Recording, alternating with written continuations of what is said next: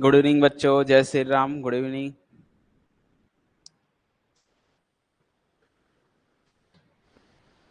तो differential equation को आगे बढ़ाते हुए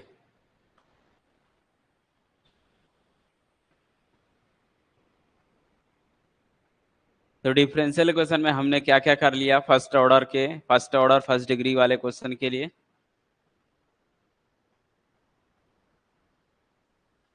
चलिए ठीक है, कोई दिक्कत नहीं है। जय श्री राम, जय श्री राम।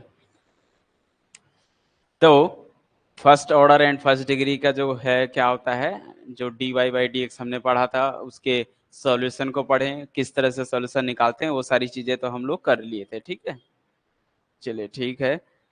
तो आज अभी कौन सा पढ़ने वाले, वेरी इंपॉर्टेंट, जो कि एग्जाम में यहाँ से आएगा। उसके पहले कुछ बेसिक कॉन्सेप्ट बता देता हूँ, जिसको हम बोलते हैं linear differential equation. Linear differential equation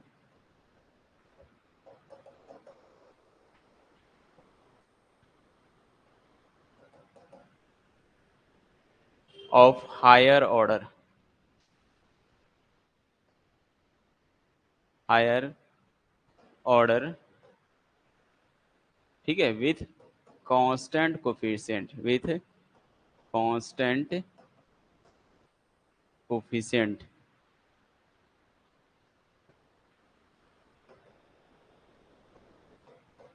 this is very important topics, और यहां से मान के चलो कि आपको एग्जाम में क्वेश्चन पूछे जाते हैं।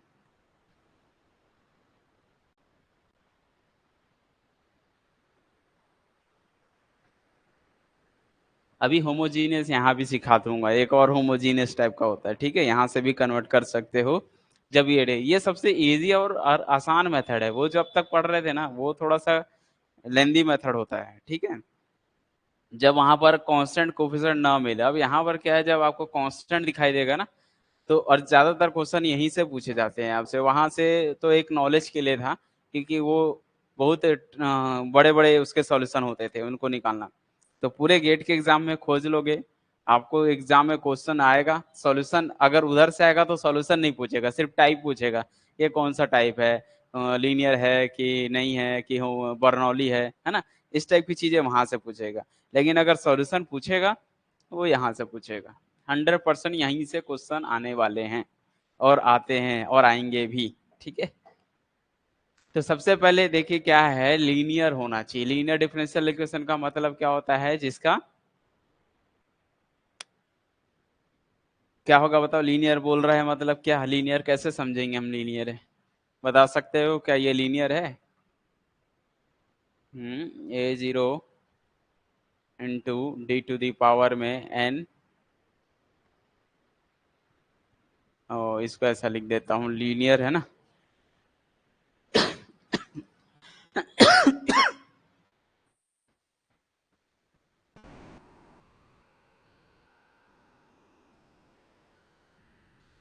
डी की power n y upon D X की power n plus a1 D की power n-1 y divide by D X की power n plus a2 D की power n-2 y divide by D X की power n-2 plus and so on plus a n y, या फिर हाँ यहाँ पर लिख देता हूँ a n y, a n-1 into D Y by D X plus a n y equal F of X. दिख रहा है नहीं दिख रहा है, दो टर्म्स गायब कर दूं, A N Y equal F of X. ये बता सकते हो ये लीनियर है कि नॉन लीनियर है, क्या है, सारी चीजें कुछ कुछ idea, any buddy have an idea कि ये लीनियर है कि नहीं है, क्या बता सकते हो इसके बारे में? कहाँ गए रे? हाँ, आ जा। बोलो, सभी लोग से, आप सबसे पूछ रहा हूँ, ये कौन सा है, लीनियर है कि क्या क्या चीजें जानते हो इसके बारे में?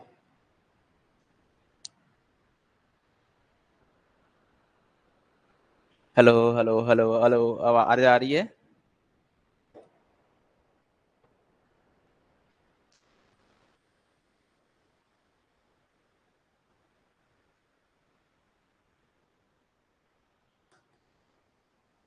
लगता है आवाज नहीं आ रही है।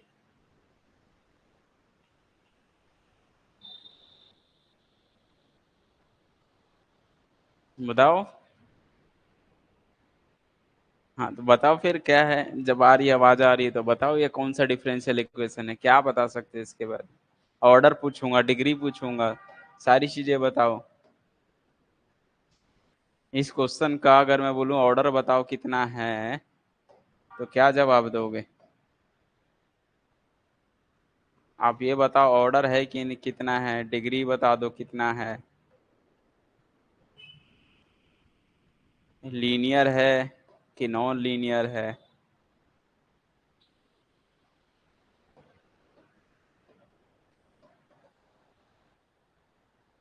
होमोजीनियस है या नॉन होमोजीनियस है? बोलो जी। सारी चीजें बता दो इसका।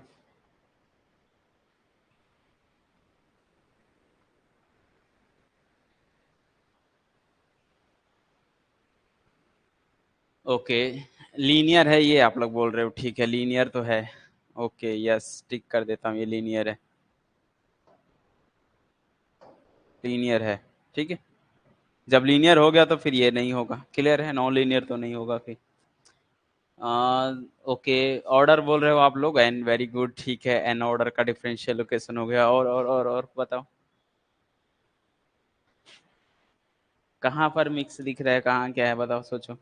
अभी तक आप लोग तीन चीज बताए, ऑर्डर, लीनियर, और तो लीनियर है तो नॉन लीनियर नहीं होगा। ठीक है, और बताओ। कुछ चीजें छुटी हुई है, डिग्री बताओ, होमोजीनियस है कि नॉन होमोजीनियस है? बताओ, टाइम मत लो, इतना इतना मत सोचो, जल्दी बताओ। डिग्री इसका पूछ रहा हूँ मैं, डिग्री। Very good. जब भी लीनियर होता है उसका डिग्री एक हो, कोई गारंटी नहीं है। पता है ना, बताया था मैं ऐसा। लेकिन डिग्री इसको देख के बता सकते हैं, इसकी पावर वन वन है, तो ये वन, डिग्री वन होगी। Very good. ठीक ठीक। ओके, नॉन होमोजीनियस है। ओके, ठीक है। तो अभी ऐसा है कि हम होमोजीनियस और नॉन होमोजीनियस के बारे में नहीं बता सकते हैं, बिकॉज राइट साइड में क्या है अभी, नो आइडिया, है ना। ये चीज हो गई। अब होमोजीनियस कब बनेगा? होमोजीनियस तब बनेगा बेटा जब होमोजीनियस के लिए, जब एफ एक्स का मान जीरो हो गया तो होमोजीनियस हो गया, और जब एफ एक्स का मान नॉट इक्वल हो गया जीरो तो नॉन होमोजीनियस हो गया, है ना। ऐसे अपन डायरेक्टली श्योर नहीं है, डायरेक्ट नहीं बता सकते कि ये होमोजीनियस है। अभी सिर्फ इतना बता सकते हैं कि ये जो है लीनियर डिफरेंशियल इक्वेशन है of order one degree, sorry, order N degree one, ठीक है।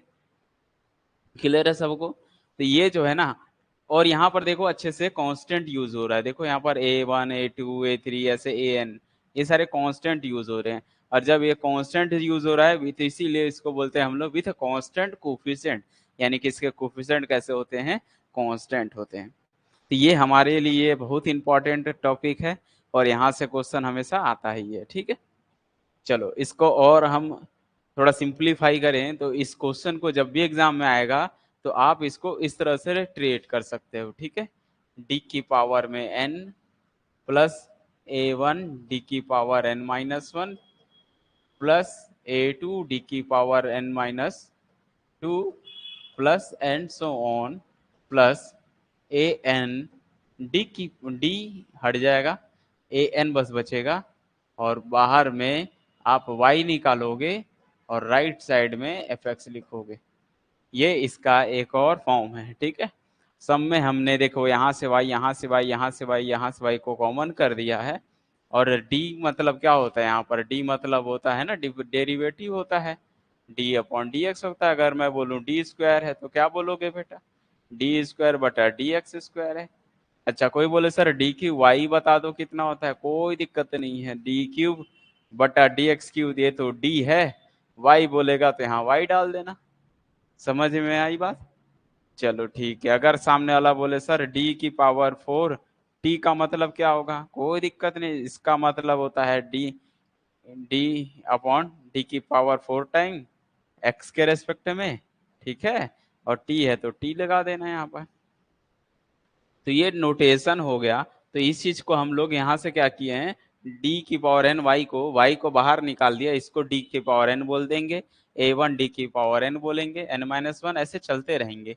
तो ये जो है एन डिग्री का क्या है, डिफरेंशियल इक्वेशन है, लीनियर डिफरेंशियल इक्वेशन है विथ कांस्टेंट कोफिशिएंट है, जहां पर A one A two A three सारे कांस्टेंट होने चाहिए।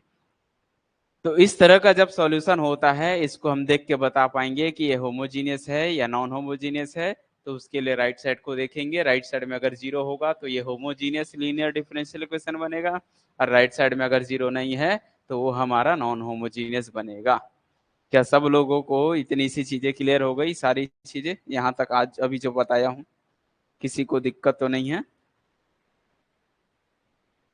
और यहाँ पर एक चीज बता देता हूँ, अगर अगर हो सकता है आगे सवाल में, इन फ्यूचर सवाल में डी के जगह सामने वाला आपको 1/d लिख दे, है ना, डी के जगह आपको 1/d लिख दे, डी लिख दे, तो डी का मतलब जब डेरिवेटिव होता है तो 1/d मतलब होता है इंटीग्रेशन होता है, ठीक है।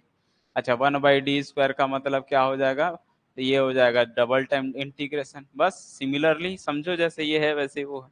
डी मतलब एक बार डेरिवेटिव, ये हो गया वन टाइम डेरिवेटिव, दो बार होगा तो दो बार लिख देना, dx इंटू डी एक्स ऐसा, या dx का स्क्वायर लिख सकता हूँ, ठीक है। अगर सामने वाले ने लिख दिया है y अपॉन डी स्क्वायर, इसका मतलब वो बोलना चाह रहा है आपसे दो बार इंटीग्रेशन करो y का। क्लियर है? तो ये चीजें आपको थोड़ा सा आइडिया रहना चाहिए, डरना नहीं है अपने को कोई भी सवाल से।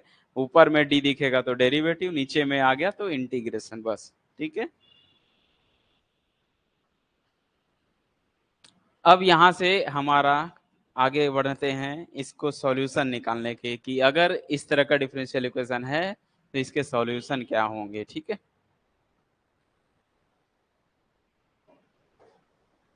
तो सबसे पहले इसका जो सॉल्यूशन होगा, ध्यान से समझोगे, सॉल्यूशन दो टाइप के सॉल्यूशन होंगे यहाँ पर, ठीक है। एक होता है होमोजीनियस सॉल्यूशन, एक होता है नॉन होमोजीनियस सॉल्यूशन। एक को बोलते हैं हम होमोजीनियस सॉल्यूशन, होमोजीनियस सॉल्यूशन, और एक होता है हमारा नॉन होमोजीनियस सॉल्यूशन।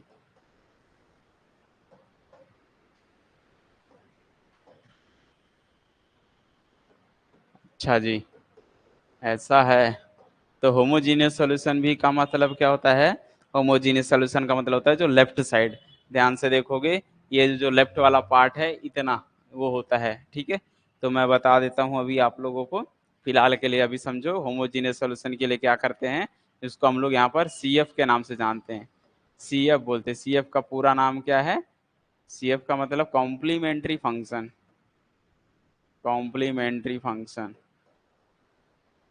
ठीक है।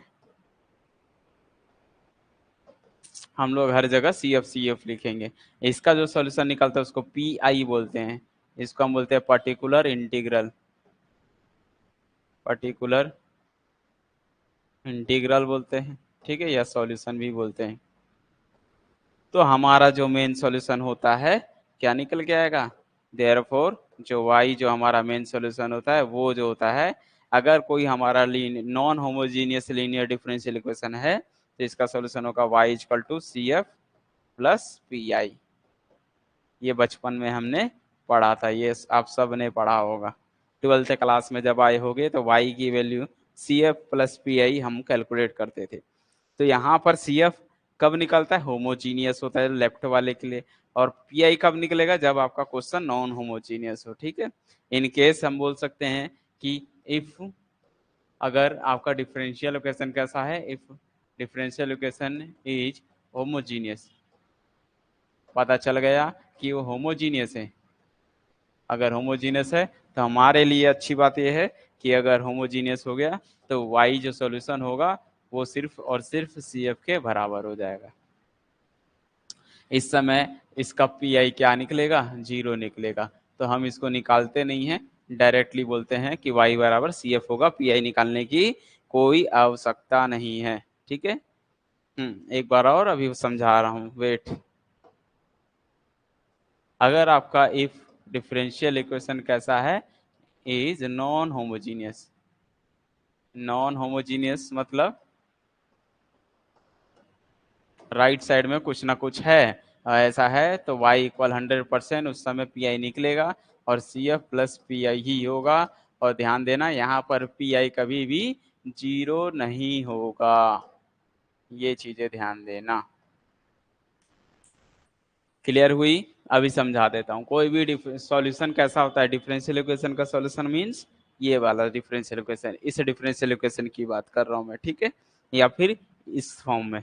अगर डिफरेंशियल इक्वेशन इस फॉर्म में दिखाई दे रहा है तो यहाँ से यहाँ y y y चल रहा था ना, इसीलिए y इसका सॉल्यूशन होता है। अगर यहाँ t t t चलेगा तो t इसका सॉल्यूशन होगा। मैं y लेके चला हूँ इसीलिए यहाँ पर y बताया हूँ आपको। तो जो सॉल्यूशन होते हैं वो दो टाइप के होते हैं, homogeneous solution, non homogeneous solution. Homogeneous solution निकलेगा तब निकलेगा, वो तो निकलता ही है, ऑलवेज निकलता है, जिसको हम CF के नाम से जानते हैं। इसको हम कॉम्प्लीमेंट्री फंक्शन बोलते हैं, ठीक है। तो ये हमेशा निकलेगा। कैसे निकलेगा वो अभी मैं नहीं बताया हूँ आप लोगों को। पी कैसे निकलेगा वो भी नहीं बताया हूँ, क्योंकि वो बहुत बड़ा कॉन्सेप्ट है, ठीक है। आ जाओ, अभी पहले ये समझो कि CF क्या होता है। तो CF को बोलते हैं कॉम्प्लीमेंट्री फंक्शन, वो हम होमोजीनियस के लिए निकालेंगे। नॉन होमोजीनियस के लिए मतलब राइट साइड वाला, तो राइट साइड के लिए हम पी भी कैलकुलेट करेंगे। अगर डिफरेंशियल इक्वेशन हमको पता चल गया कि वो कैसा है, होमोजीनियस है। होमोजीनियस का मतलब अभी बताया, होमोजीनियस कैसे पता चलता है, जब आपका राइट साइड का 0 हो। तो जब होमोजीनियस हो गया तो होमोजीनियस हो गया तो फिर पी नहीं निकलेगा, उस वक्त आपका पी की वैल्यू 0 होती है। तो y हमारा CF, ये जो निकलता है y इक्वल CF, यही सॉल्यूशन हो जाएगा। यानी कि कॉम्प्लीमेंट्री फंक्शन ही हमारे सॉल्यूशन बन जाएंगे। और यदि डिफरेंशियल इक्वेशन आपके कैसे हैं, if differential equation is non homogeneous, अगर वो नॉन होमोजीनियस है तो 100% उसका पर्टिकुलर इंटीग्रल निकलेगा जिसकी वैल्यू 0 नहीं होती है। ये मत समझना कि कभी 0 आएगा, कभी 0 नहीं आएगा, ठीक है। तो उसकी इन दोनों का सम करोगे तो क्या मिलेगा, हमेशा y मिलेगा। क्लियर है? तो ये y हमारा मेन सॉल्यूशन हो जाता है। अब यहाँ पर सबसे बड़ी बात आती है कि पहले हमको ये चीजें सीखनी पड़ेगी कि CF कैसे कैलकुलेट करे, क्योंकि CF एक छोटा मोटा टॉपिक नहीं है। कॉम्प्लीमेंट्री फंक्शन निकालने के लिए आपको अलग अलग डिफरेंट टाइप के क्वेश्चन मिलेंगे, तो अलग अलग टाइप के लिए अलग अलग सॉल्यूशन मिलेगा। इसीलिए पहले हमको सीखना पड़ेगा CF, फिर बाद में सीखना पड़ेगा पी, तब दोनों का सॉल्यूशन सीखना पड़ेगा। क्लियर है? चलो आ जाओ। सबसे पहले बात करते हैं कि हाउ टू फाइंड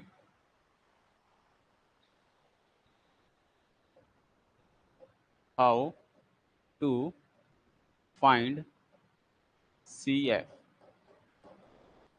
ठीक है, CF कैसे फाइंड करें। ठीक, तो ये टॉपिक है हमारा अभी कि भाई CF को कैसे फाइंड करना है। तो CF फाइंड करने के लिए पहले क्वेश्चन को पता होना चाहिए। तो क्वेश्चन मैं शॉर्टकट में लिख देता हूँ, सपोज करके लेके चलूंगा। सपोज मान लो कि जो आपका डिफरेंशियल इक्वेशन है, suppose linear differential equation of order, मान लो कि जो लीनियर डिफरेंशियल इक्वेशन है कितने ऑर्डर का है, ऑफ ऑर्डर 3, 3 ऑर्डर का डिफरेंशियल इक्वेशन हमने n के लिए दिया था। अभी मैं n के लिए नहीं दे रहा हूँ, ओनली 3 के लिए दे रहा हूँ, ठीक है। तो 3 ऑर्डर का कोई लीनियर डिफरेंशियल इक्वेशन है with constant coefficient, with constant constant coefficient, ठीक है। तो क्या होगा बोलो? तो आप बोलोगे सर आप ही बता दो। ये लो वही इस टाइप से हो सकते हैं, यहाँ नंबर हो सकता है शुरू में भी A0 D का क्यूब प्लस मैं ऐसी A0 A1 दे दे रहा हूँ, A0 फिर A1 D स्क्वायर फिर A2 डी, है ना। चलो पूरा लिख देता हूँ, नहीं तो आप लोग थोड़ा घबरा जाते हो। A0 डी की power 3y upon D X cube plus A1 D square Y divide by D X square plus A2 D Y by D X plus A3 Y equal F of X. यही है, clear है। ये 3 order का linear differential equation है। फिर इसको इस form में लिखना आपका काम है। A0 डी का क्यू प्लस A1 डी का square plus A2 D plus A3, और यहाँ से y, यहाँ से y, यहाँ से y, यहाँ से y, सब जगह से y आपको ऐसे बाहर निकालना है और राइट साइड में fx लिखना है। आ गया होगा सबको समझ में, और इसको इक्वेशन दे देना है 1। ठीक है, ये इक्वेशन 1 है। अगर इतना कर पाए तब अब ये चीजें ध्यान देना, तब अगर ऐसा है तभी आपको ये चीजें लिखनी पड़ेगी। क्या सबसे पहले क्या लिखोगे, इसका एक्सिलरी इक्वेशन बोलते हैं हम लोग, ठीक है, एक्सिलरी इक्वेशन।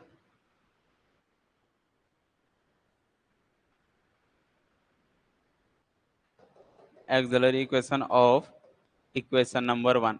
इस इक्वेशन 1 का एक्सिलरी इक्वेशन क्या होता है, ओनली ये वाले डिफरेंशियल इधर पढ़ना है, y को छोड़ना है और इक्वल में 0 लिखना है। ठीक है, क्लियर हो रही है बात, समझ में आ रही क्या बोला मैं। यानी कि हमको क्या करना है, सिर्फ अंदर वाले पार्ट्स को लिखना है और d के जगह पुट करना है, आपको d को रिप्लेस करना है m से, d को रिप्लेस करते जाना है m से, और सिर्फ इतनी पार्ट्स लिखनी है और इक्वल 0 करना है। तो बोलो क्या मिलेगा, A0 m³ plus A1 m² plus A2 m plus A3 equal में 0 करना है। ये कंपलसरी है, ये कंपलसरी है। यहाँ पर मैंने क्या किया, इसको देख के नहीं किया, अभी सिर्फ इतना पार्ट्स को इक्वल करना है 0, तभी तो आपको होमोजेनियस मिलेगा। तो ये चीजें आप समझ गए कि ये वाले पार्ट्स को लिखना है, डी के रिप्लेस में m लिखना है। वैसे डी के भी फॉर्म में लिख सकते हो, लेकिन m में लिखोगे तो अपनी सुविधा के हिसाब से अच्छा, थोड़ा सा जल्दी बनता है, थोड़ा मतलब अपने को समझ में ज्यादा अच्छे से आता है, ऐसा है। बाकी जरूरत नहीं है एकदम पर्टिकुलर m में आना है। बहुत सारे बच्चे इसको अल्फा मानते हैं, बहुत सारे बच्चे इसको टी मानते हैं, कुछ ही मान सकते हो एक कांस्टेंट की तरह, अदरवाइज डी को भी लेके चला सकते हो।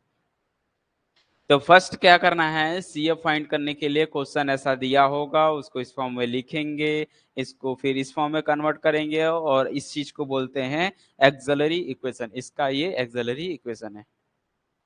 और ये दिख रहा है, ये m के फॉर्म में क्या है, एक क्यूबिक इक्वेशन मिलेगा आपको। क्या मिल रहा है, this is a cubic equation. अब क्यूबिक इक्वेशन ऑफ फॉर्म मतलब क्यूबिक इक्वेशन है m के फॉर्म में, है ना। और जब क्यूबिक इक्वेशन है मतलब जाहिर सी बात है हम इसको सॉल्व करना सीख चुके थे। अब जब सॉल्व करेंगे तो यहाँ से हमको m की वैल्यू मिलेगी, और m के कितने मिलेंगे, 3 मिलेंगे, क्योंकि 3 डिग्री का है। क्यूबिक मतलब क्या होता है, 3 है, तो इसकी 3 वैल्यू मिलेगी। तो मान लो m के 3 वैल्यू आई m1 m2 और m3, ऐसे 3 मान आ गए, इसके 3 निकल गए। जिसको हम क्या बोलते जानते हो, इसको हम बोलते हैं जीरोस। इस समीकरण के जीरोस है या रूट्स है, ऐसा बोलते हैं। ठीक है, ये आप लोग पहले भी पढ़कर आए हो, ऐसा कोई नया बात नहीं है। तो ये जो m1 m2, इसका मतलब m के जगह हम m1 डालेंगे तो सेटिस्फाई करेगा, इक्वल में 0 आएगा। m2 पुट करोगे तो आंसर 0 आएगा, m3 पुट करोगे तो 0 आएगा। क्या सबको ये चीजें समझ में आ गई कि नहीं आ गई। क्या आएगा वो नहीं मालूम है, m1 m2 पता नहीं है, वो अभी सिर्फ एक लॉजिक बता रहा हूँ कि इसके सॉल्व करेंगे तो 3 वैल्यू मिलेगी, m1 m2 m3 के नाम से।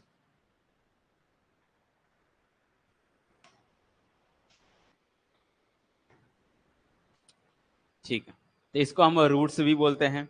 ठीक है, चाहो तो रूट्स बोल दो इसको, या फिर इसको सॉल्यूशन बोल दो, इनके इस इक्वेशन के सॉल्यूशन।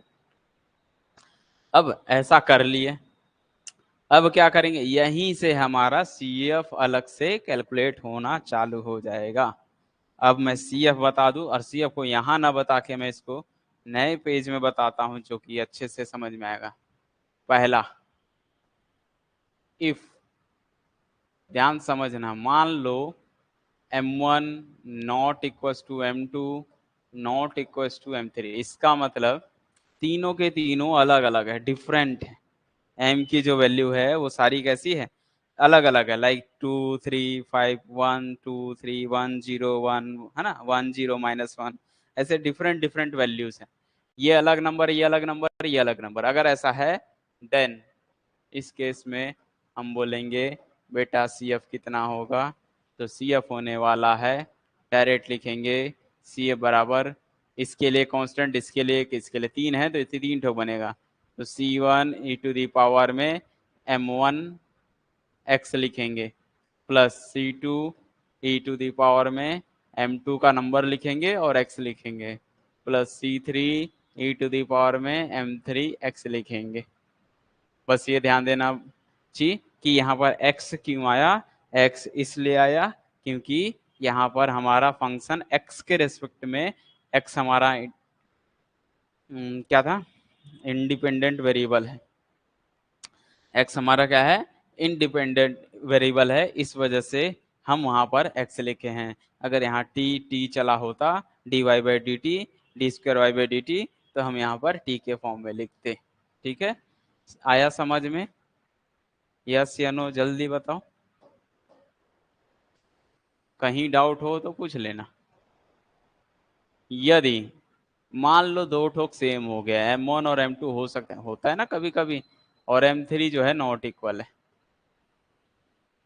जैसे m की वैल्यू निकलती है 1 1 0, ठीक है, 1 1 1 2 1 हो गया, 0 1 1 हो गया, ऐसे जो सॉल्यूशन होते हैं जहां पर दो ठोक सेम होते हैं और एक नहीं होता है, तो इस केस में क्या होगा, अगर ऐसा है तब सी एफ कैसे कैलकुलेट करोगे, तो जितनी वैल्यू सेम है ना उतने के लिए ऐसा यूज करते हैं, C1 प्लस C2x, ऐसा।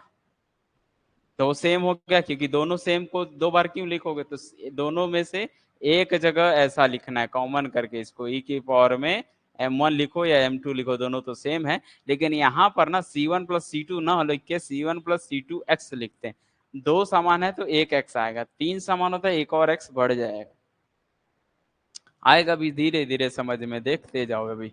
और m3 अलग है तो भैया इसके लिए आपको तो अलग से निकालना पड़ेगा, e टू दी पावर में m3x। अब यहाँ पर आप m1 लिखो या m2 लिखो कोई फर्क नहीं पड़ता। अभी एक और केस आते हैं, जिसको न समझ में आया हो एक बार और देखें इसको। अगर मान लेता हूं कि ऐसा भी केस हो सकता है कि m1 और m2 और m3 कैसे हैं, इक्वल है, तीनों के तीनों समान है, ठीक है, तो ये तीनों नॉट इक्वल में केस के लिए, ये केस के लिए और ये केस के लिए। अब जब ऐसा हो गया देन हम बोलेंगे भैया, अभी एक चीज मैं बताया नहीं हूँ इसमें, मेन चीज क्या, यहाँ पर m1 हो गया, m2 हो गया, m3 हो गया, सारे के सारे रियल थे, ठीक है, चलो ठीक है। जब तीनों तीन बराबर दिख रहा है कोई दिक्कत नहीं है, सी एफ आपका यही बनेगा, तीन इक्वल है तो इसके लिए C1, इसके लिए प्लस C2x लिखना पड़ेगा, फिर इसके लिए प्लस C3x का स्क्वायर, जितना सेम नंबर उतने से एक कम डिग्री तक का पॉलिनोमियल बनता है यहाँ पर।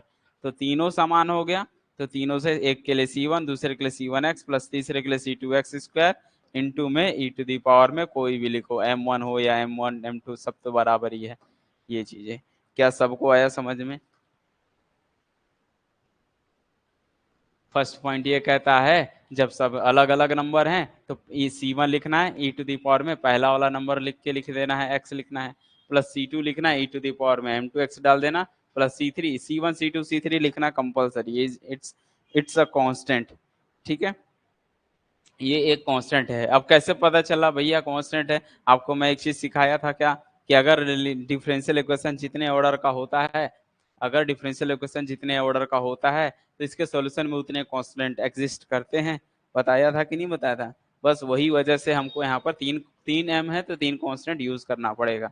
यहाँ भी तीन ही दिख रहा है, बशर्ते लिखने का तरीका बदल गया, जहां सेम हो गया तो C1 प्लस C2x है, दो समान है, टू इक्वल्स हैं, two roots are equal, then C1 plus C2x, three roots are equal, then C1 plus C2x plus C। मतलब अगर मैं बोलूं 4 इक्वल हो गए तो जितने डिग्री सेम है, आपको ऐसे गिन पा रहे 1 2 3, 3 समान है तो यहाँ पर देखो 2 डिग्री का एक पॉलिनोमियल बनाना है। यहाँ पर 2 समान है तो 2 में से एक गया, एक डिग्री का एक पॉलिनोमियल है, A Y equal mx plus C या C1 plus C2x, this is a 1 degree polynomial, या this is a 2 degree polynomial. Why? Because there are 3 roots are same. अगर मैं आपसे बोलूं कि बताओ अगर 4 रूट से समान हो जाते हैं, चारों रूट समान होते हैं, तो आप क्या लिखते? चलो अब आप लोग मुझे बताओ, अगर चारों रूट्स समान हो जाते, 4 निकलते, M1 M2 M3 M4, 4 degree का कोई इक्वेशन को सॉल्व करके चारों सेम आ गया, हो सकता है सेम हो जाते।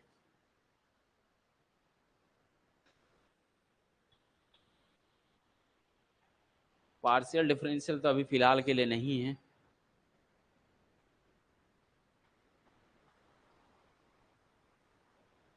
पार्शियल डिफरेंशियल इक्वेशन तो मुझे नहीं दिखा सिलेबस में, चेक कर लूंगा एक बार, होगा तो देख लेंगे, अदरवाइज फिलहाल के लिए तो नहीं है अभी। सब ब्रांचों का अलग अलग होता है ना, ESC का अलग होता है, CS का अलग होता है, अलग अलग ब्रांच के लिए तो अलग अलग ब्रांच में दे दिया होगा पार्शियल, बट आप लोग के में तो सिर्फ डिफरेंशियल इक्वेशन है, और ये लास्ट टॉपिक है ये, है ना, मतलब डिफरेंशियल इक्वेशन का ये लास्ट टॉपिक है, बट इसको लास्ट बोलते हैं ना, क्या बोल इसको, लास्ट वीडियो मत समझ लेना। क्यों? क्योंकि अभी बहुत सारे बाकी CF में अभी हमको ये सारे के क्वेश्चन करने हैं ना, ऐसे ऐसे, फिर PI निकालना है, तो बहुत इसमें भी बहुत सारा केस है ना। अब ये बताओ, अभी आप लोग को ये चीज समझ में आ गई कि नहीं आएगी? और नहीं आई तो फिर एक एग्जांपल दूंगा ही, वहां से आपको अच्छे से क्लियर समझ में आ जाएगा। अभी बस फॉर्मूला को अच्छे से समझिए, ठीक है।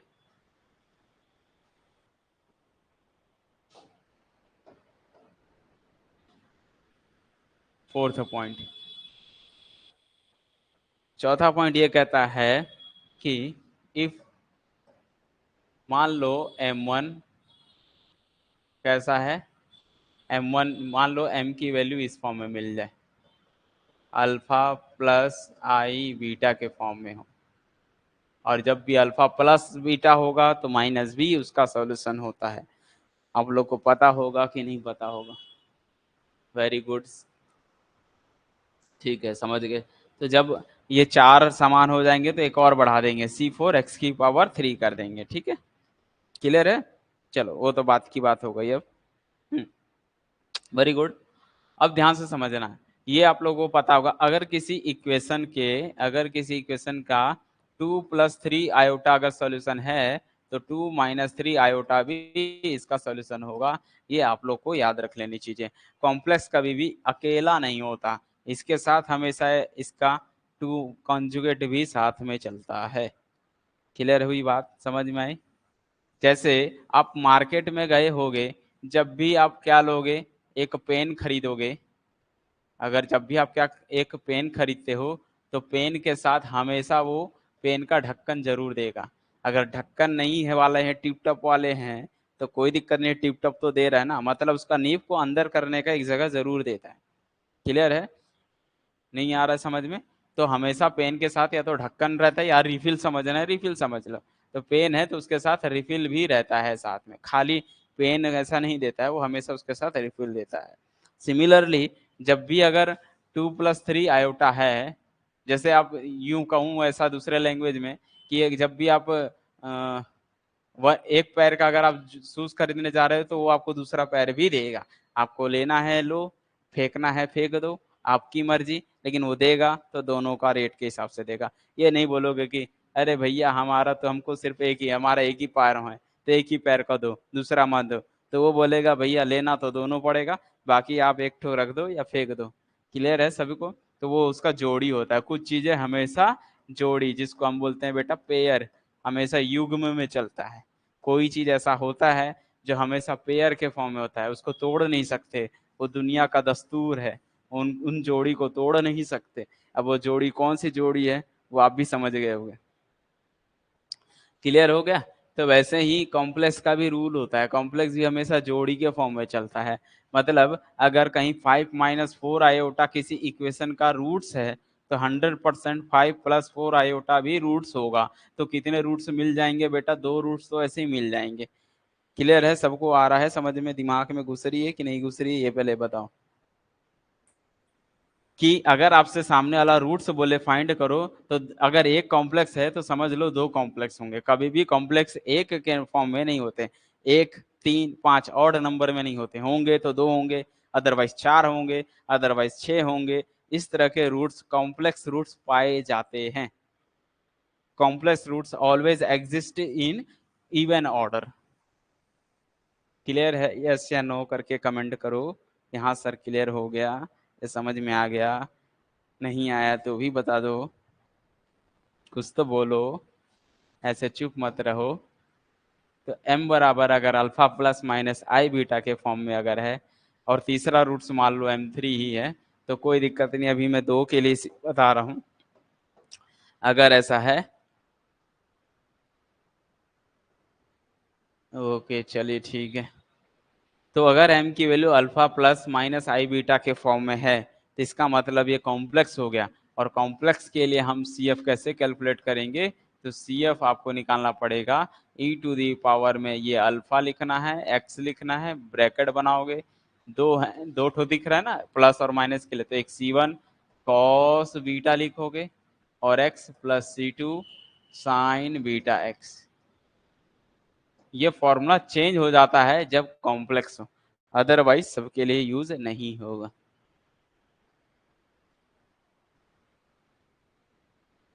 चलिए ठीक। तो ये बेसिकली इन 4 मेथड का यूज करो, दुनिया के सारे क्वेश्चन बन जाएंगे। इसके अलावा कोई चांस ही नहीं है ना? या तो अलग अलग होंगे नंबर, रियल नंबर, तो ऐसा बनाओगे। अगर 2 इक्वल हो गया, 3 इक्वल हो गया, 4 इक्वल हो गया, कोई फर्क नहीं पड़ता है। या तो अगर कॉम्प्लेक्स हो गया तो ये मिल गया। मान लो कोई 4 डिग्री का, सपोज डिफरेंशियल इक्वेशन है 4 ऑर्डर, ठीक है? 4 ऑर्डर का कोई डिफरेंशियल इक्वेशन है, मतलब उसके 4 रूट्स होंगे। अब 4 रूट्स होंगे तो मान लो 2 कॉम्प्लेक्स है और एक और 2 कॉम्प्लेक्स हो गया, तो कोई दिक्कत नहीं है। ये जैसे बस यहाँ पर हम बदल देंगे, यहाँ अल्फा है, यहाँ C1 C2 है, तो एक और अलग से ऐड करूंगा, ऐसा प्लस करके C1 उसका जो भी होगा, है ना? मान लो ए बी के फॉर्म में, तो a plus minus I B बोल दो, तो ए की पावर ए बी अलग से C3 कॉस बी और C4 साइन बी, ऐसा चलेगा। तो बस वो बढ़ जाएगा और कोई दिक्कत नहीं, इसी जैसा और आ जाएगा बस, और कोई दिक्कत नहीं है। तो अभी हमने सिर्फ CF फाइंड करना सीखा कैसे करते हैं, बट अभी भी इसके एक भी एग्जाम्पल्स नहीं किए हैं, ठीक है? तो आओ इसके एग्जाम्पल से शुरुआत करते हैं। जरूरी नहीं है कि क्वेश्चन आपको पूरा PI वाला दे, हो सकता है होमोजीनियस दे सकता है। आओ क्वेश्चन नंबर 1 सॉल्व। मैं अभी सॉल्व करके लिख रहा हूँ, एग्जाम में जो आएंगे वो सॉल्व करके नहीं आएंगे। वो आपसे पूछेंगे which of the following is a solution, और 4 कंडीशन दे देंगे, ठीक है? बट अभी हम कैसा करेंगे कि यहाँ पर सॉल्यूशन कैलकुलेट करेंगे, ठीक है? सॉल्व करके लिखा होगा, और यहाँ पर मैं दे देता हूँ d² y/dx² plus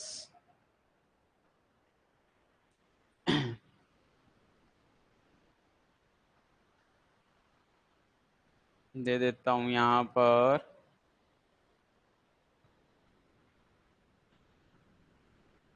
5 dy/dx plus -4y = 0।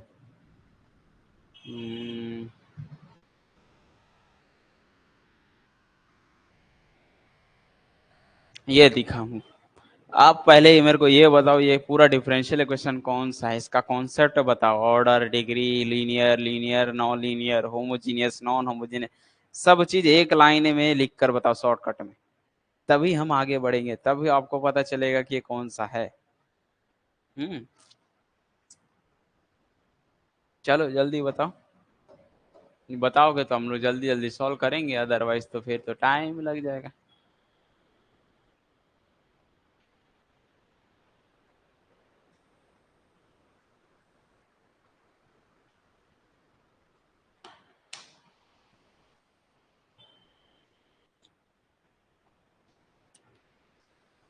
आप लोग तो बोलने का तो दिया है लेकिन बोलते तो हो नहीं।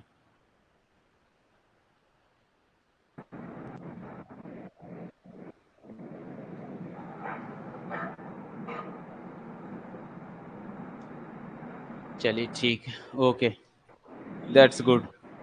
This is a order two linear differential equation, और वो भी होमोजीनियस। ठीक है, होमोजीनियस है तो इसका क्या नहीं निकलेगा, पी आई नहीं निकलेगा, क्योंकि राइट साइड का जीरो हो जाएगा।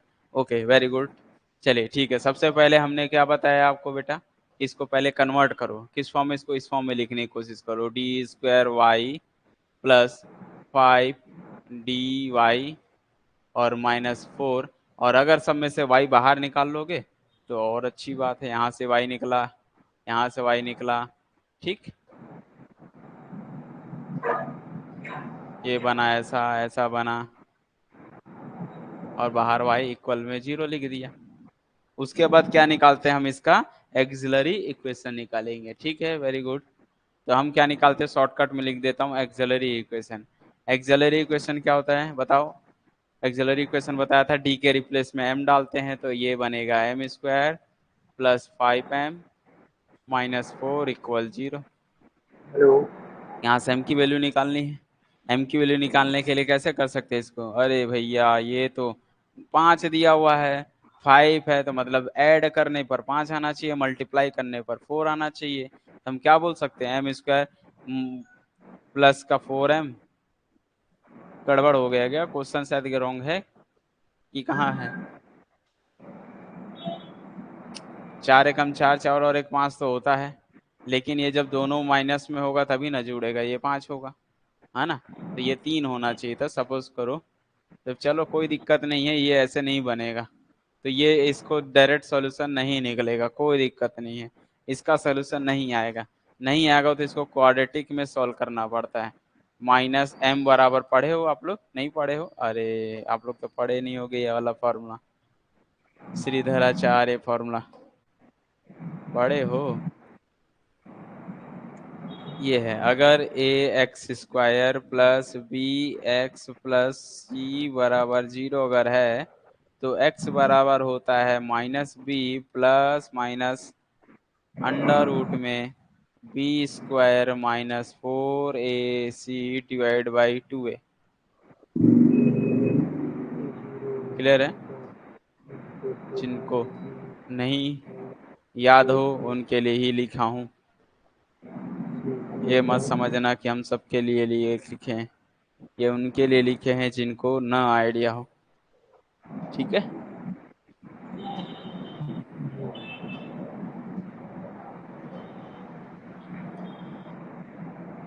तो ये यूज करते हैं। तो यहाँ पर भी a देखो 1 है, b की वैल्यू 5 है, c की वैल्यू -4 है, तो लगा दो फॉर्मूला, प्रैक्टिस करोगे ये इजी बन जाएगा।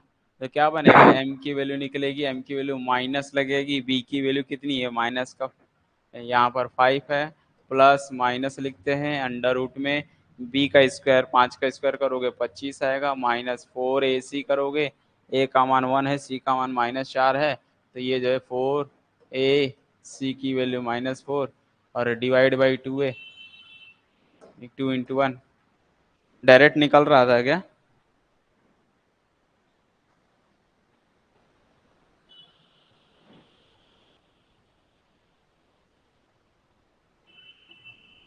साउंड आ रहा है, मैंने तो दिया हुआ है, इसीलिए तो आप लोग को बताना चाहिए था।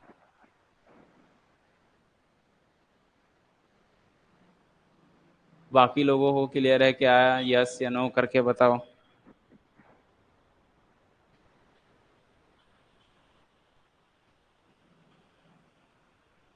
साउंड तो सही लगा हुआ है। हाँ सर।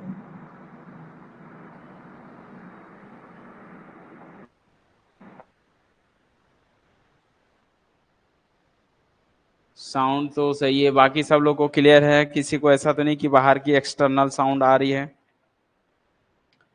अगर ऐसा होगा तो हो सकता है एक जन का कुछ होगा।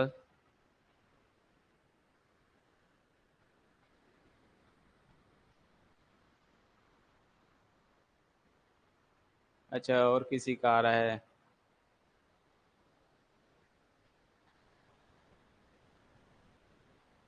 ओके ठीक। अभी बंद हो गया ना, अब नहीं आ रहा है ना।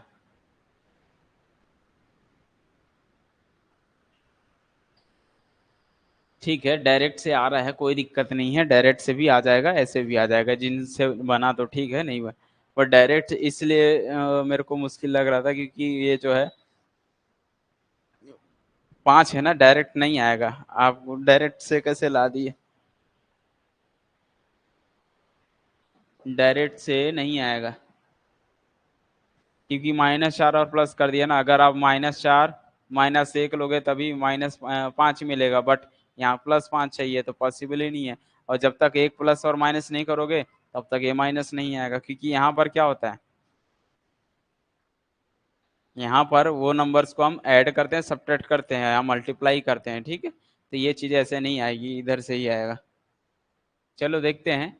ये हो गया -5 प्लस माइनस अंडर रूट में 4 × 4 = 25 माइनस ये हो गया 25 + 16 बन गया डिवाइड बाई 2। ये बनेगा -5 प्लस माइनस कितना आ रहा है, डायरेक्ट आ रहा है मतलब अंडर रूट में कितना आएगा, 6 × 5 = 11 का 1, 6 और 5 है ना, 6 × 5 = 11 का 1 हासिल 1 2 3 4 41 डिवाइड बाई 2। तो -5 फिर भी ये मतलब उसमें नहीं आएगा, डायरेक्ट नहीं निकलेगा, 41 ही आएगा। हाँ, -4 कैसे आ रहा है?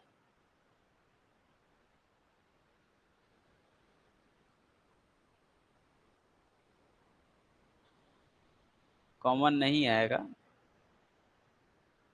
ठीक है। अदरवाइज यहाँ पर देखो ये निकल जाता, अगर निकलता तो यहाँ भी निकल जाता, अब नहीं निकल रहा है तो नहीं निकल रहा है, उसको वैसे ही छोड़ दो।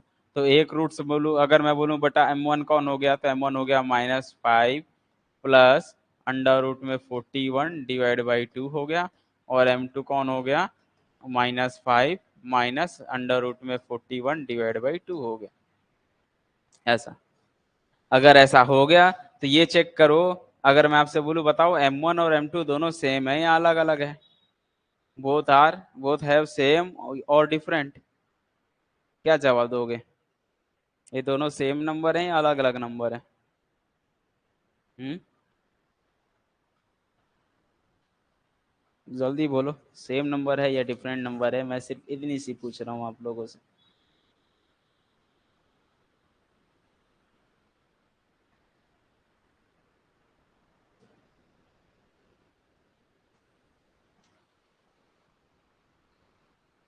वेरी गुड, अलग अलग नंबर है। और जब भी अलग अलग नंबर होते हैं, डिफरेंट होते हैं, तो हमारा सी एफ क्या निकलता है? सी एफ यही तो होता है, C1 लिखना है, e⁻ में ये जो भी है लिख देना है, -5 प्लस अंडर रूट में 41 डिवाइड बाई 2 इतना इंटू एक्स ऐसा, और प्लस C2 लिख के e⁻ में -5 माइनस अंडर रूट में 41 पूरे के डिवाइड बाई 2 बाहर एक्स ऐसा। तो C1 e⁻ इतना प्लस C2 e⁻ में इतना। कभी कभी एग्जाम में इसको सॉल्व कर लेता है, देखो 5/2 यहाँ से भी मैच कर जाएगा, तो -5/2x को कॉमन कर सकते हैं ज्यादा से ज्यादा, और कुछ नहीं कर सकते हैं। यहाँ से देखो e⁻−5/2 e⁻−5/2 बाहर निकाल दो, तो e⁻ में -5/2 x ज्यादा ज्यादा बाहर निकलेगा, और कुछ नहीं कर सकते हो। फिर C1 e⁻ में ये अलग बच जाएगा, C1 e⁻ में अंडर रूट में 41 डिवाइड बाई 2x ऐसा करके, प्लस C2 e⁻ में माइनस अंडर रूट में 41 डिवाइड बाई 2x। बट इतना जरूरत तामझाम नहीं है, वो एग्जाम के अकॉर्डिंग देखना पड़ता है कि कौन सा है, ठीक है। हाँ, आयोटा में नहीं आएगा, आयोटा में नहीं आएगा, मैं सोचा था आयोटा वाला दूंगा, बट आयोटा वाला नहीं बना, ठीक है। चलो कोई दिक्कत नहीं है। तो भी जैसा भी m1 आएगा m2 आएगा, उसको आपको ऐसा सेपरेट करके C1 प्लस C2 लिख के छोड़ देना है, ठीक है। चलिए आगे बढ़े, नया क्वेश्चन दूं, जल्दी बताओ। यहां तक की चीजें क्लियर हो गई तो न्यू क्वेश्चन बनाते हैं।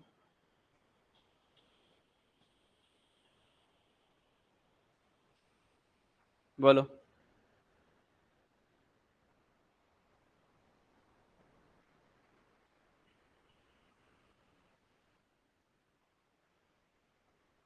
ठीक।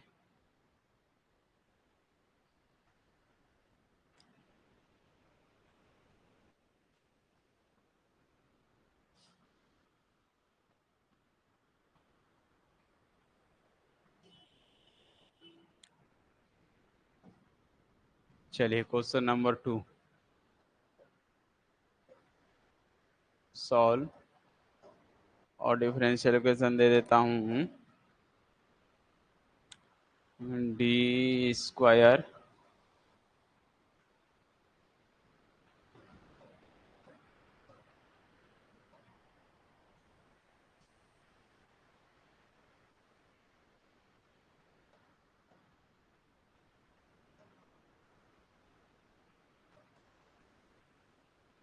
क्या लिखा गया है, D square Y by D X square.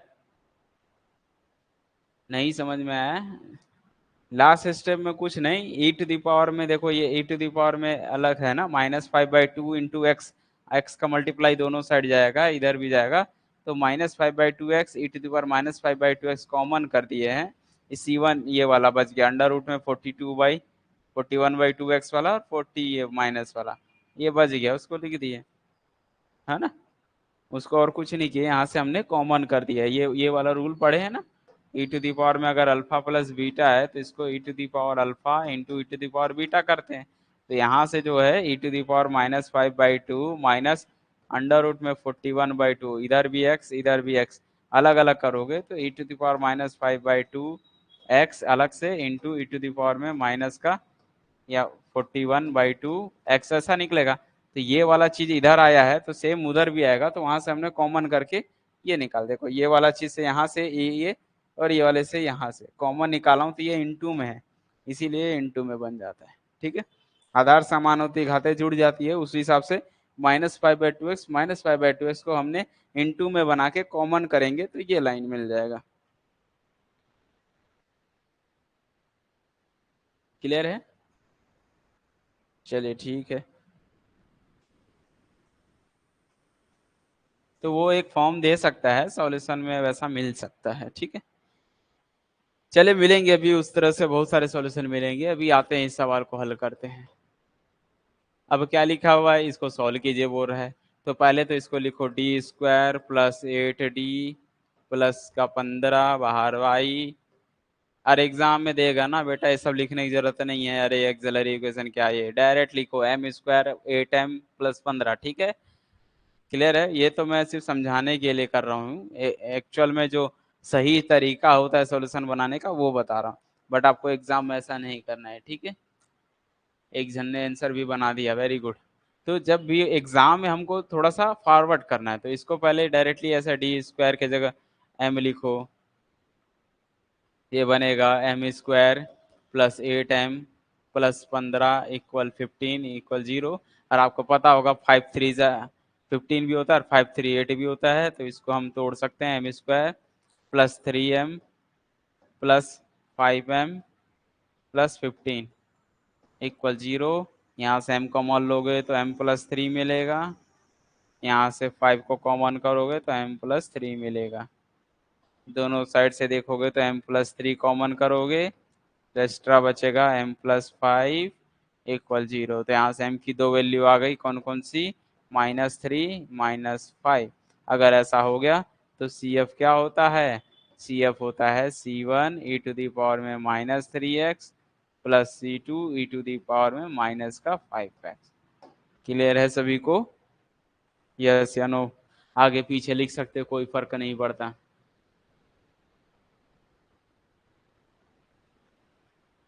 Okay, तो समझ गए सब लोग? तो ये कई बच्चे सोचेंगे सर इसको पहले अरे लिख दो, आगे पीछे चलेगा, पहले 5 को लिख दो -3 को बाद में, कोई फर्क नहीं पड़ता है। तो ये जो है इस तरह के सॉल्यूशन बनाए जाते हैं। चलिए, अभी अभी मैंने ये डिफरेंट वाले दिए, यहाँ पर एम एम की वैल्यू जो थी वो कैसी थी, अलग अलग थी, जब अलग अलग होगी तो इस तरह से बनेगा। क्लियर है? अब मैं एक ठोक दे रहा हूँ क्वेश्चन सेम वाला, ठीक है, वो ये है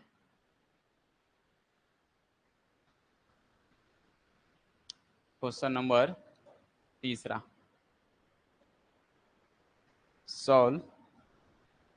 और क्वेश्चन दे देता हूं D cube Y divide by D X cube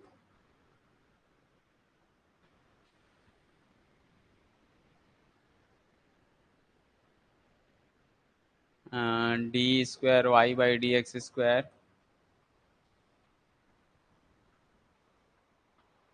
plus D Y by D X minus Y equal 0। ठीक है,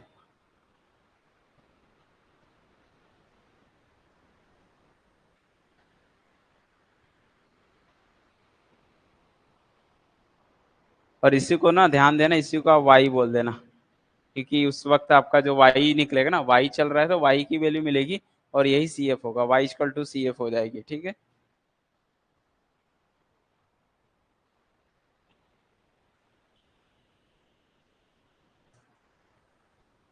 इसको सॉल्व करें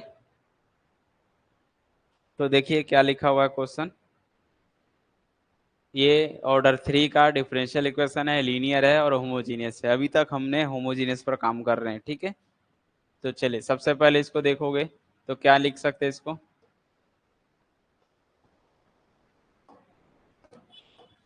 इसको लिख सकते हैं M cube minus M square plus M minus 1 equal 0, यही आएगा।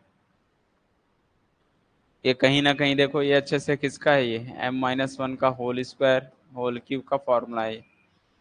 पढ़े हो ए माइनस बी का होल क्यूब? नहीं पढ़े हो? ए माइनस बी का होल क्यूब का फॉर्मूला होता है ए क्यूब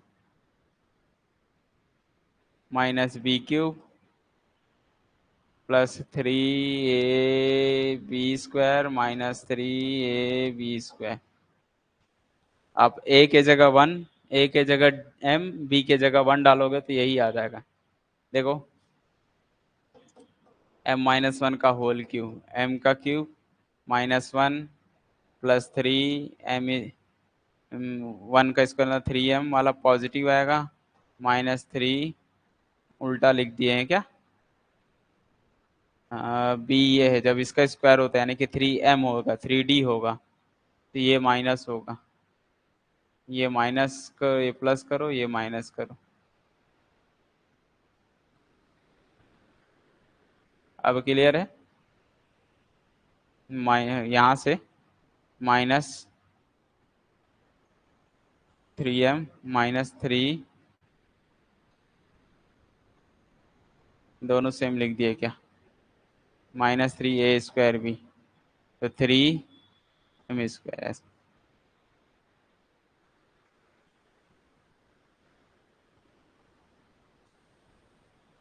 क्लियर है? अभी रख के देखोगे तो मतलब जहां जहां ए 1 क्यू ऑड वाला होता है, बी की पावर ऑड होगी वो माइनस होगा ना, बी स्क्वायर सम है तो पॉजिटिव, बी ऑड है इसलिए माइनस आएगा। तो एम क्यू माइनस है, देखो एक, फिर स्क्वायर वाला नेगेटिव रहेगा। अच्छा यहाँ पर 3 भी मिस्टेक है ना, ओके ओके, यहाँ मैं क्वेश्चन बनाने की कोशिश कर रहा था। तो 3m² वाला माइनस में रहेगा, सही दिया था, माइनस 3m² रहेगा प्लस 3 रहेगा, ऐसा। क्लियर है अभी? तो ये बनेगा प्लस का 3m² माइनस 3m,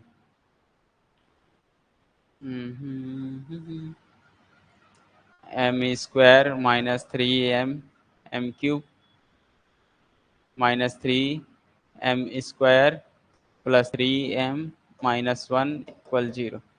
चेक करो,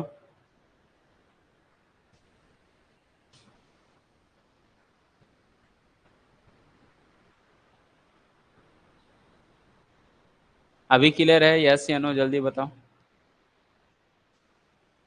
ये दोनों तो फॉर्मूला हो गया, कोई दिक्कत नहीं है, ये पैटर्न होना चाहिए, तो मैं उसको बनाने के लिए उसको वैसा 3 से गुणा 3 से भाग कर दिए।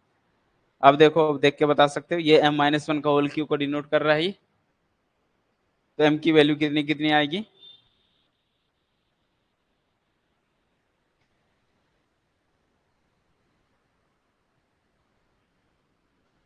हाँ लेकिन वो लेंदी प्रोसेस हो जाएगा, डिवाइड करेंगे तो शॉर्टकट में बन जाता है ना, ये फार्मूला बन गया है।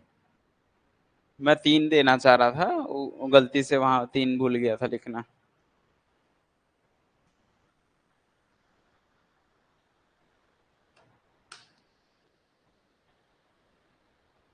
क्लियर हुआ?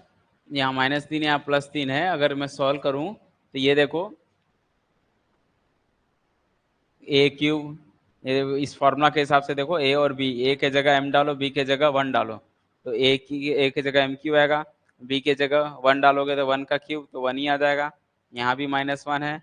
फिर 3ab², तो ए बी स्क्वायर करोगे तो 1 का स्क्वायर, तो 3m पॉजिटिव आएगा, तो 3m पॉजिटिव में है, 3m² निगेटिव में है। ठीक है, वेरी गुड। एम की वैल्यू कितनी आएगी? 111 आएगी। तो यहाँ से हम बोल सकते हैं एम की वैल्यू जो है 111 आ गई। और जब तीनों 1 हो गया तो कौन सा मेथड लगेगा? तो सी एफ क्या निकलेगा? सी एफ निकलने वाला है C1 + C2x + C3x², क्योंकि तीनों समान हैं, तो इसीलिए ऐसा बनेगा। और e टू दी पावर में m1 के लिए 1x मीन्स 1x लिखोगे, और दिस इज जस्ट y ही सी एफ होता है, तो y बराबर C1 + C2x + C3x² into e to the power में x। This is a solution. Yes या नो? क्लियर हो गया तो बता दो।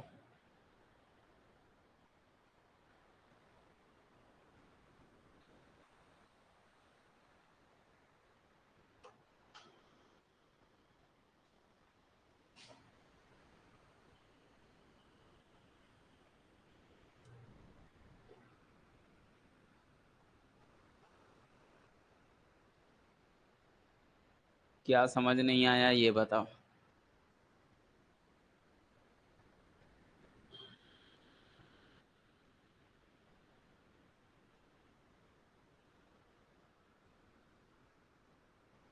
रजनीश बताओ, कहीं दिक्कत, कहीं जहां समझ ना आए तो बता दो।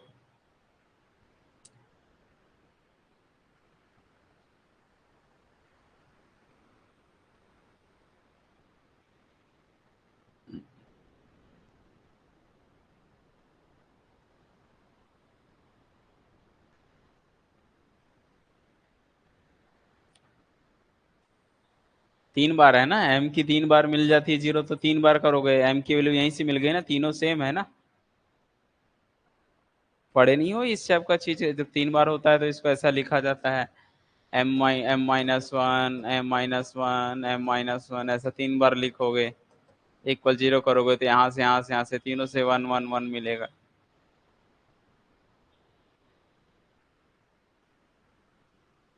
क्लियर है? m की वैल्यू 1 1 आ जाएगी। लेकिन ये फॉर्मूला, ये मैं यहाँ 1 कैसे डाला, ये मुझे फॉर्मूला दिख रहा था कि भैया ये फॉर्मूला हो गया ये, इसलिए मैं बोला कि ये आपको थोड़ा सा याद रखना चाहिए कि m-1 का ये फॉर्मूला है। कुछ फॉर्मूला एकदम याद रखने हैं आपको, एकदम बेसिक फॉर्मूला है। ठीक है,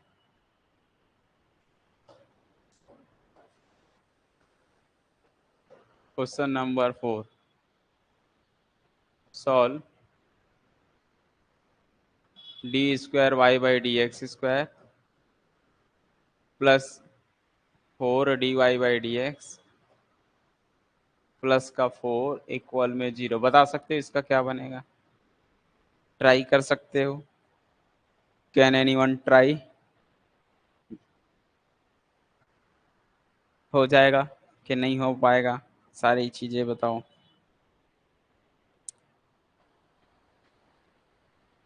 हो जाएगा तो ट्राई करो।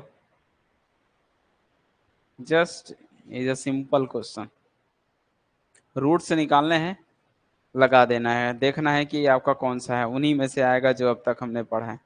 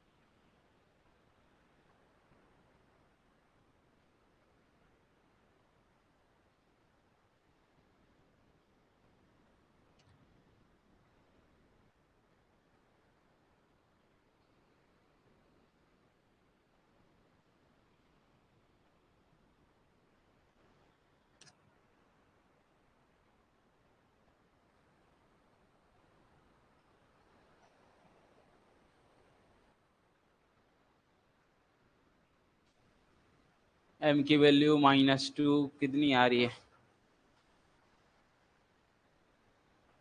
c1 + c2x e⁻²x। Very good,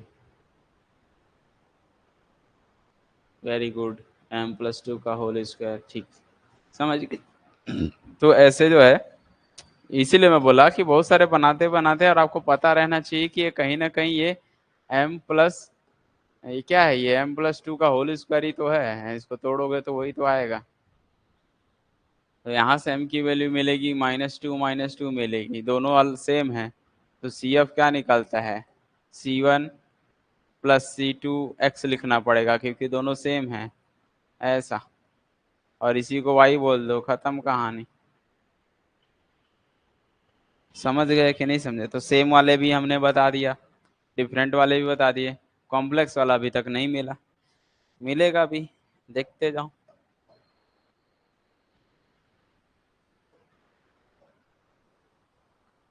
ये लो, d²y/dx² प्लस dy/dx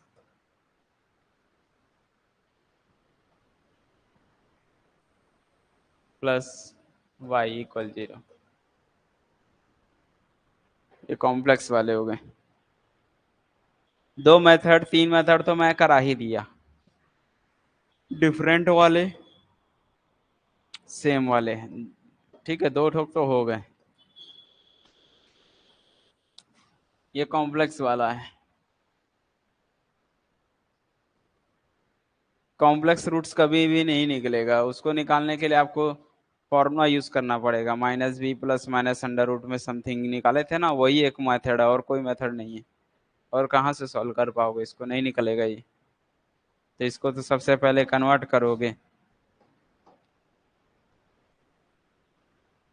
कन्वर्ट करने के लिए इसको लिखोगे d² + d + 1 बाहर y = 0, फिर लिखोगे m² + m + 1 = 0, फिर लिखोगे m बराबर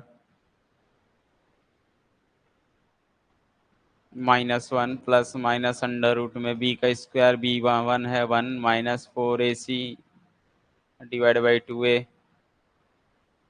-1 प्लस -√, में माइनस का 3, m की वैल्यू आएगी -1/2 प्लस -√, में 3/2 आयोटा। आयोटा इसलिए होगा, अंडर रूट में -1 को हम आयोटा बोलते हैं। फिर जब ये आयोटा बन गया और टू टू अलग अलग कर दिए, this is alpha, this is beta, तो हमारा CF क्या निकलने वाला है, C1, छोड़ो, सबसे पहले तो इसको लिखते हैं e⁻, में -1/2 x, ऐसा ब्रैकेट में डाल के C1 cos beta under root में 3/2 x plus C2 sine under root में 3/2 x। क्लियर है? जब भी बीटा के फॉर्म में आएगा तो यही लिखा जाता है, अंडर रूट में भी आएगा, ठीक है। क्लियर है? यस या नो, जल्दी बताओ। 1/2 अलग कर दिया, √3/2 अलग कर दिया, प्लस माइनस कर दिया, अंडर रूट में को आई बोलते हैं। यस या नो करके बताओ, समझ में आया कि नहीं आया?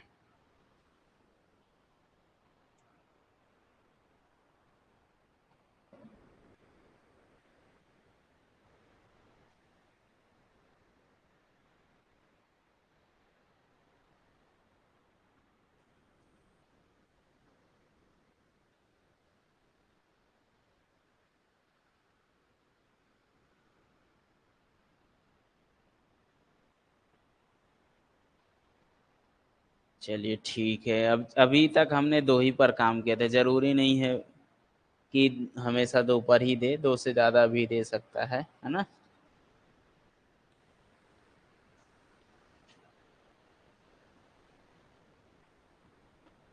सपोज करो मैंने एक दे देता हूँ जो थोड़ा सा बड़ी वैल्यू के,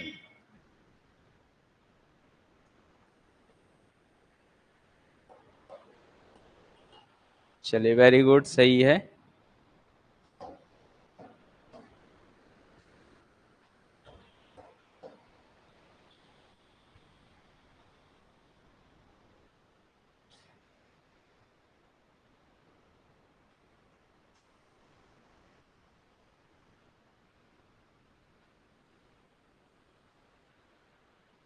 अंडर रूट में -1 को हम बोलते हैं आयोटा, ठीक है। अंडर रूट में -1 को हम आयोटा बोलते हैं, या फिर आयोटा का स्क्वायर बराबर होता है -1 होता है। तो इस -1 के जगह आप लिख सकते हो अंडर रूट में आयोटा का स्क्वायर, और बाहर आएगा ये आई बन जाएगा। क्लियर है? यस या नो जल्दी बताओ। आयोटा का कॉन्सेप्ट समझे? ये कॉम्प्लेक्स नंबर होते हैं, इसको हम सम्मिश्र संख्याएं बोलते हैं, ठीक है। 2 + 3 आयोटा लिख दिया हूं, मतलब यहाँ पर अंडर रूट में -1 है। 2 + 3 अंडर रूट में -1, इस चीज को हम ऐसे लिखते हैं। क्लियर है? सोचो, बताओ, समझ में आया कि नहीं आया?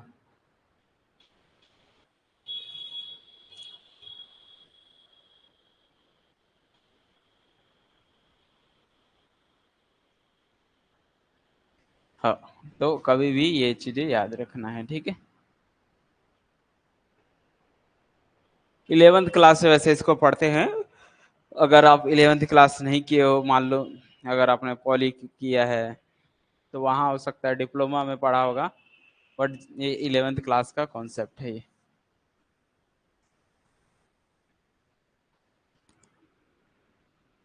चलिए, आप लोग को हो सकता है बता दूं ये इसकी जरूरत क्यों पड़ी।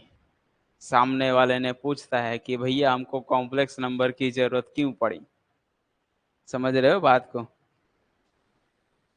कॉम्प्लेक्स नंबर की हमको जरूरत क्यों पड़ी, सामने वाला पूछेगा। अब तो रियल नंबर पे काम चल रहा था तो कॉम्प्लेक्स क्यों आया बीच में? वो इसलिए आया बच्चों, जब कभी इस टाइप का कोई इक्वेशन हो जिसको सॉल्व करने का कोई दुनिया में एग्जिस्ट ही नहीं है, ऐसे दुनिया में कोई भी नंबर एग्जिस्ट ही नहीं है ना। बता दो मुझे एक्स जगह क्या पुट करूं, बताओ मुझे। जो बता दिया, रियल नंबर बताना, कॉम्प्लेक्स नहीं बताना। रियल नंबर बताओगे तो एक पॉइंट के ऊपर आपको जो है मिठाई मिलेगा। अब आप लोग बताओ, एक्स के जगह क्या वैल्यू पुट करूं कि आंसर 0 मिले, यहाँ सॉल्व करने पर 0 मिले। जैसे अगर मैंने बोला x² -4 बराबर 0, तो आप x की जगह क्या पुट करोगे? दो ऊपर वाले का आंसर बताओ पहले। मैंने लिखा x² -4 = 0, तो ये बताओ x की जगह क्या पुट करूं, x की जगह क्या रखूं कि आंसर 0 मिल जाएगा?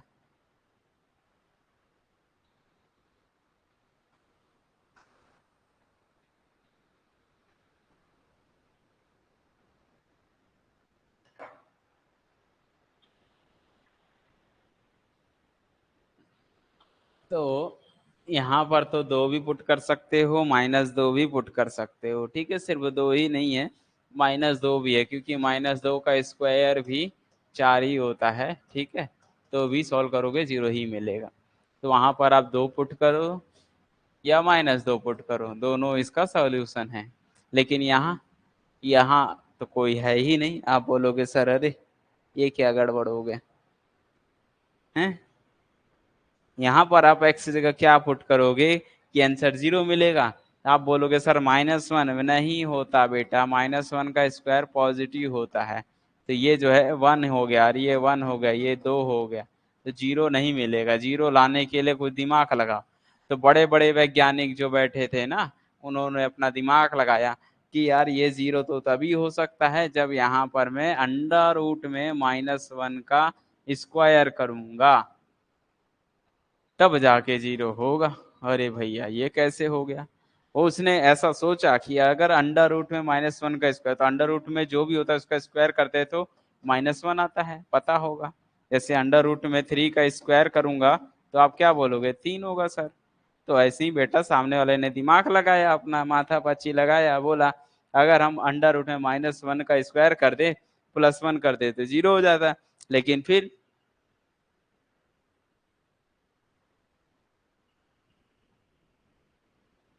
वहां पर क्या हो गया? फिर वहां पर ये हो गया कि अरे यार दुनिया में तो ऐसे नंबर एग्जिस्ट ही नहीं करते, अंडर रूट में -1 की वैल्यू क्या होती है पता ही नहीं है कि लोगों को। तब उसने बोला एक काम करो, इसको अंडर रूट में -1 को नाम दे दो आयोटा। उसने इसको एक नया नाम दे दिया आयोटा, और आयोटा बन गया एक, आयोटा का स्क्वायर प्लस 1 बराबर 0 इज ऑलवेज सेटिस्फाई, क्योंकि आयोटा का स्क्वायर को हम क्या बोलते हैं, -1, तो -1 + 1 = 0 हो जाता है। तो कॉम्प्लेक्स का कॉन्सेप्ट यहीं से पैदा हुआ, जब हम किसी इक्वेशन को सॉल्व करने में हम फेल हो गए, किसी इक्वेशन को सॉल्व करने पर जहां पर हमको रियल नंबर एग्जिस्ट ही नहीं करता है, वहां हम इमेजिन किए कि अगर हमको सामने वाला ऐसा मिल जाए तो हो, this is a imagine number, तो हम बोलते हैं इमेजिनरी नंबर, तो वहां से हम इमेजिनरी नंबर का कॉन्सेप्ट आता है। क्लियर है कि नहीं क्लियर है?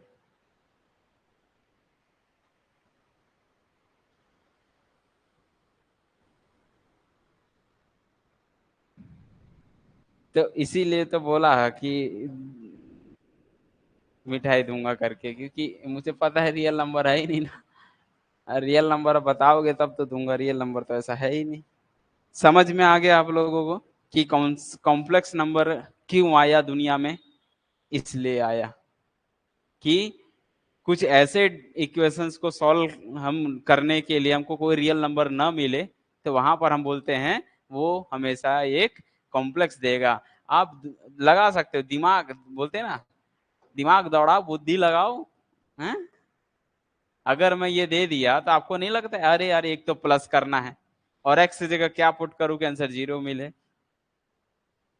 तो आप दिमाग लगाते रहोगे, -1 भी डालोगे तो आंसर नहीं आएगा, क्योंकि -1 का स्क्वायर +1 + 1 2 हो जाएगा। तो ये जो है ये भी सॉल्व नहीं होने वाला है। तो ऐसे क्वेश्चंस के लिए वो हमेशा क्या होता है, कॉम्प्लेक्स ही बैठता है। तो इसीलिए शॉर्टकट में ट्रिक है चेक करना, डी बराबर होता है b² - 4ac। अरे भैया ये डी डिफरेंशियल वाला नहीं है, ये बचपन में सिखाया गया था 10th क्लास में, डिस्क्रीमेंट बोलते हैं। सिर्फ b² - 4ac को चेक करके बता देते हैं कि अगर ये 0 से छोटा आ गया मतलब आंसर कॉम्प्लेक्स होगा, 0 से बड़ा आया तो रियल है, इक्वल आया तो सेम रूट्स मिलेंगे। ये सारा कॉन्सेप्ट हमको 10th क्लास में पढ़ाया गया था। अब मैं आप लोगों को 10th की क्लास तो ले नहीं रहा हूँ, फिर भी समझ गए ना कहाँ से आता है कॉन्सेप्ट? कुछ चीजें समझ में आनी चाहिए बस। अब ये सब सिलेबस में नहीं है आपके, इसलिए वो सब नहीं पढ़ा रहे हैं। कॉम्प्लेक्स होता तो पढ़ाते हैं, आपके सिलेबस में कॉम्प्लेक्स ही नहीं है। कॉम्प्लेक्स किसी और ब्रांच में, आपके ब्रांच में तो कॉम्प्लेक्स नहीं है ना? माइनिंग में कॉम्प्लेक्स नहीं है। माइनिंग वाले बच्चे कहाँ कॉम्प्लेक्स लेके इमेजिन करते रहेंगे, उनको खुदाई करनी है, रियल में एग्जिस्ट है उसके बारे में चर्चा करना है। कॉम्प्लेक्स से कोई लेना ही देना। कॉम्प्लेक्स क्या है पता है? ये जो हवा में ये जो एक नंबर है ना, ये कॉम्प्लेक्स नंबर है। ये जो मैं बता रहा हूँ ये पॉइंट अपने आप में हवा, ये एक कॉम्प्लेक्स नंबर, इसको नहीं मेजर कर पाओगे लेकिन इसकी कुछ ना कुछ वैल्यू होगी। जैसे अगर मैं बोलूंगा ये वाला पॉइंट बता सकते हैं, अरे बिल्कुल बता सकते हैं। यहाँ से टेप लाओगे, टेप से ऐसे नापोगे, ये लेंथ, फिर ये लेंथ नापा, बता दिया इसकी लेंथ है। समझ गए कि नहीं समझे? इसी को बोलते। देखो अगर मैं आपको नाप के दिखाऊं तो बोलो ये देखो नाप के दिखा देता हूँ। ये लो स्केल लूंगा, पकड़ूंगा ऐसे, यहाँ से यहाँ तक के इसकी लंबाई नापा, कितना है भैया इसका नाप लो, ऐसे नाप लो, बस ऐसे नापना है। थोड़ा उल्टा हो गया शायद ये। अच्छा नहीं ठीक है, यही सही था। ये है ऐसे 1 2 10 ऐसे 12 तक के। तो ऐसे नाप के अपन क्या कर, अगर मैं बोलूँ यहाँ कितना नंबर है, यहाँ का पॉइंट कितना, तो आप यहाँ से ऐसे स्केल लगाए और यहाँ से ऐसे नापना चालू करें, तो ये नापा, अरे हाँ यहाँ से लेके यहाँ तक का 15 तक गया है, तो 15 है, तो मतलब एक्स से 15, वाई से कितना है ये नाप लिया और वैल्यू बता दिया, है ना?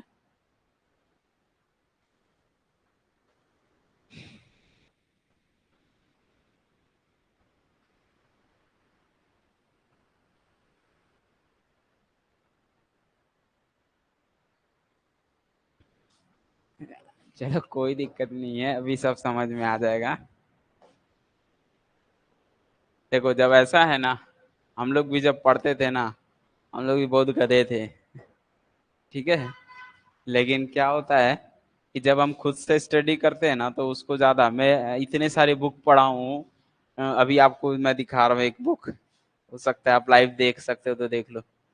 हाँ आप लोग को एक दिखा रहा हूँ, मेरे पास बहुत सारी बुक है ऐसे, ये ब्रह्मास्त्र है, इसको बोलते हैं डिफरेंशियल इक्वेशन की ब्रह्मास्त्र। दिख रही है बुक, दिख रही है कितनी मोटी है। ये बुक जो है पूरा डिफरेंशियल इक्वेशन का है। इसको अगर आप पढ़ लिए, समझ लो आपको कोई और बुक पढ़ने की जरूरत ही नहीं है गेट में। लेकिन ये पूरा ब्रह्मास्त्र है, इसका मतलब समझ रहे हो, इसको पढ़ना मतलब आपका जो नहीं भी पढ़ा है, पार्शियल डेरिवेट सब चीज इसमें। और ऐसे ही डिफरेंशियल इक्वेशन की मेरे पास 5 बुक है ऐसे मोटी मोटी, जिसमें पूरे अलग अलग कंटेंट हैं। तो लेकिन ये आप कहाँ पढ़ पाओगे, टाइम होना चाहिए ना ये ऐसे ऐसे बुक को पढ़ने के लिए। समय कहाँ है अब पढ़ने के लिए, है ना। और अपन तो समय निकाल के फ्री टाइम पे जब रहते हैं तो हम लोग को शौक रहता है पढ़ने का, इसीलिए सब निकाल पढ़ते रहते हैं सबको। हालांकि हम लोग को भी समझ में सब आता है इसके अंदर में क्या चीजें लिखी हुई क्या नहीं, ठीक है, समझ गए। हम लोग भी उतना ज्यादा इसको पढ़ते नहीं है, रिफर बस करते हैं, हाँ ये बुक है अपने पास, ये रहनी चाहिए। तो मेरा एक छोटा सा खुद का एक लाइब्रेरी का भी दिखाऊंगा आप लोगों को, वीडियो चला के लाइव दिखा दूंगा आप लोगों को कि ये देख लो मेरी लाइब्रेरी में कौन कौन सी बुक पड़ी हुई है यहाँ पर। है तो कुछ अच्छी अच्छी बुक यहाँ पर पड़ी हुई है, पढ़ सकते हैं। लेकिन खैर सब दूर दूर रहते हैं इसलिए बच्चे नहीं पढ़ पाते यहाँ आके। चलो, तो बात हो गई थोड़ा सा, आते हैं क्वेश्चन की वर्क करते हैं।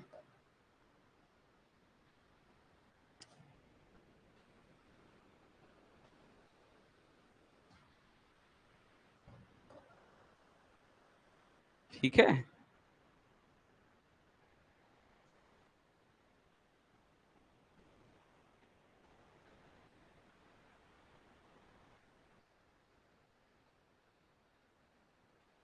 हम्म।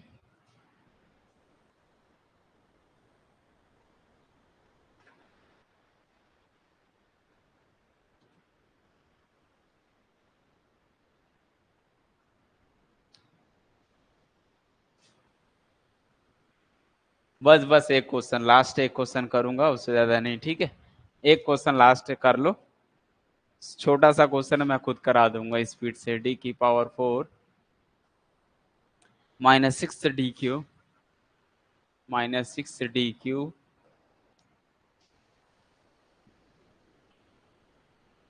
और है +12 D² -8D और बाहर y = 0। तो इस पैटर्न में सामने वाला मान के चलो खुद ही दे दिया क्वेश्चन, ठीक है। तो ये जो है क्वेश्चन को सॉल्व डी के फॉर्म में ही दे दिया, तो डायरेक्ट इसका एक्सिलरी इक्वेशन निकालेंगे हम।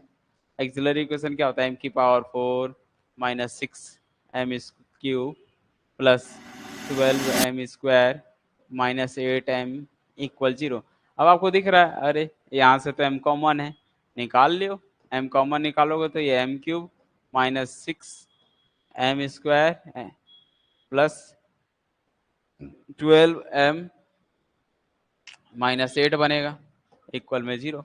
ये किसका क्यूब है, दिख रहा है किसका क्यूब है।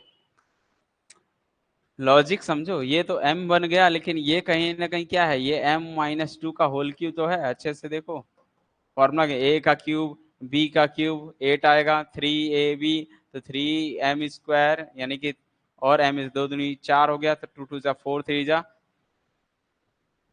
12m आएगा, और एक जगह आएगा 3m² माइन, और ये 6 3 2 जा 6m, ये माइनस। तो यहाँ से m की कितनी मिली, मिल गई 2 तो मिल गया, 0 मिल गया और 2 मिल गया, 2 मिल गया, 2 मिल गया, 4 वैल्यू भाई, एक 0 और एक 2 2 2 मिल गया।